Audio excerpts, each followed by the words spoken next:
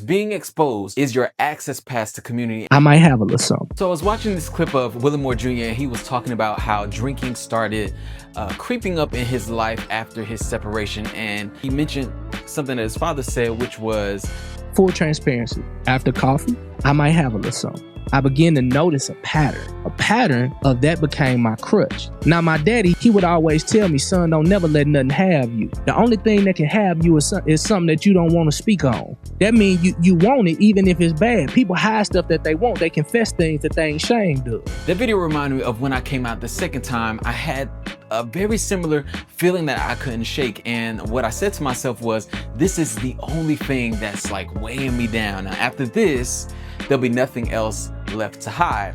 But I felt like this one thing, coming out, was that one thing that was like in my way of accessing a certain flow of faith for me, or a certain quality of honest service to other people. And so I did what I thought I had to do. I was right about how I would feel about it, and it also set a precedent for what was required to be close to me.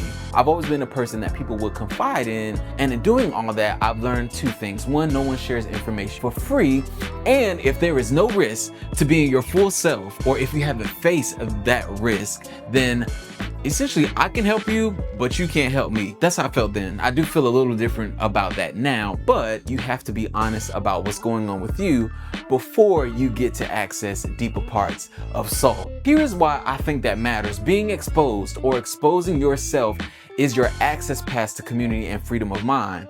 Coming out, I know, is not the news that it used to be, but I think 10 years ago when coming out was like a hot topic, I think that was a preview or a foreshadowing of the experience of men today who are walking around with a huge void in their area, in the space we can call community. And community includes brotherhood, romantic relationships, and mental and financial healing. And it's such a void, all because they don't speak, or there is nowhere or no one to speak to that is safe. Now, I get that saying being exposed to give access may not feel good, but because you're not the first one to have that experience, you have a different path of relatability. The exposed gets to heal in a very different but similar way to people who confess. I'm not saying that it's right or wrong to expose a person, but I am saying that it has value, particularly to a person who has not gotten past that experience, especially when it comes from a person who has lived through that experience. This is what I'm overthinking out loud about today.